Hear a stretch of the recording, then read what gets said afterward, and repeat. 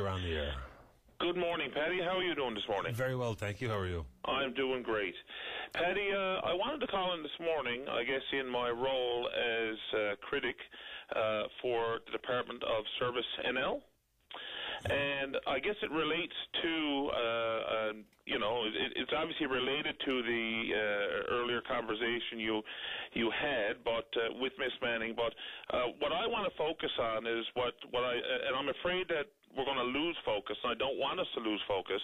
I think the salient point in this whole story to me is the fact that we obviously have a real problem in the Workplace Health Safety Compensation Review Division in terms of, in terms of workloads, in terms of resources, in terms of getting these cases heard. Not just the 19 cases that, have been in the media for the last couple of days, but, obviously that was one commissioner's caseload.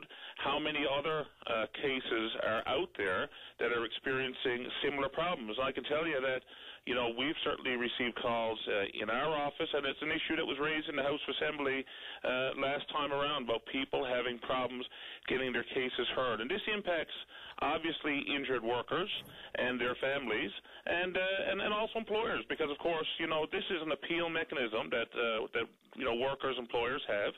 And, that's not to say that every time somebody puts in an appeal that, that appeal is going to be granted.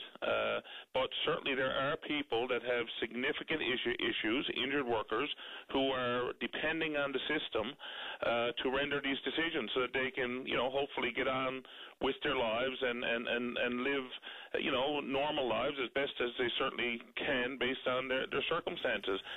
And my big concern is that we haven't heard a sound from the Minister of Service NL. I mean, this is his department. He is responsible for workplace health and safety. He is responsible for the Workers' Comp Commission, and he's responsible for the review division. And other than hearing Ms. Hickey on, who's basically saying, we're doing the best we can, whatever that means, I'm sure she is, we have not heard from the Minister as to what is your plan to address the outstanding cases that we have right now, and also what is your plan on a go-forward basis to have a system that works for workers and employers? Yeah, that's the issue for me. I mean, workload and the approach to case workers, those kinds of things are obviously an important part of the conversation. Yep. I can't understand how we have continued down this road, not recognizing what I think is the overriding theme, is that the legislation doesn't seem to be working for the injured worker and the employer and the case worker and the review commission. Yep. If we can tweak legislation, and this one is not even a political issue for me, this is the glowing opportunity for all party committees where we just try to get it right so that everyone who's involved in having to deal with the Act is treated fairly. Everyone has a legitimate understanding where the gaps are. We can close those. That's where we have to start, I believe. Workload and hiring more people, that might indeed lessen some of the burden on some of the injured workers, but I think we've got a much bigger problem, and that would be with the Act itself. I totally agree, Paddy, and in my previous life, I guess, before getting into politics, that's exactly what I did for a living. I was involved on the health and safety side, prevention. I was also, managed disability claims and so on. So I know the process very well. I know that there are a number of gaps, in the system. There's a lot of inefficiencies, to say the least, that are not working for injured workers, and they're not working for employers either. And we had a statutory review done, I can't tell you how long ago. It's been quite some time, and that was supposed to have been released by government long ago, and they have this report. We haven't heard a sound, again, from the Minister as it relates to the statutory review.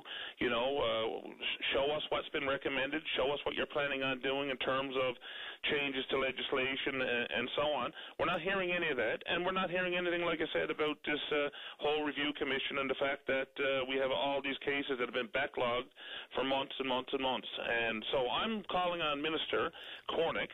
He is the minister. The buck stops with him, and he really needs to come out there now, show some leadership, and tell the people of Newfoundland and Labrador, tell the injured workers, tell the employers who ultimately pay 100% for all of this, we can't forget that, tell them what he intends to do to improve the system.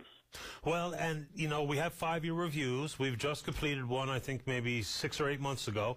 If we have that information and you compare it to the 5-year review previous, then we see that I think there'll be recurring themes, and if that's true, then we have to acknowledge it and not just deal with it on an individual case basis, but see how the act can be improved. I don't think anyone's going to argue that point, and I think it's a reasonable, it's the responsibility of Minister Cornick to come and speak to it and give us some specifics about what's in this last 5-year review report summary, where we can speak to it on those terms, not just have people individually frustrated with the timeliness of the review, the adjudication of their claim, the rejection of their doctor or occupational therapist reports.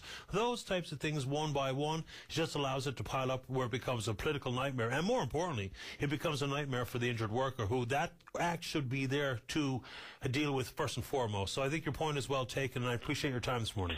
Thank you, Paddy. It's always a pleasure talking to you, and I will be calling again, because sort of related to this topic, I have a number of issues now as it relates, to silica dust issues in Lab West, as it relates to the families out of the Marystown shipyard and all the frustrations they're having with workers' comp and so on. So the conversation is definitely going to be continuing, but I thank you for your time this morning. I appreciate your time, too. Stay in touch. All right. Have a great day. See you, too. Bye-bye.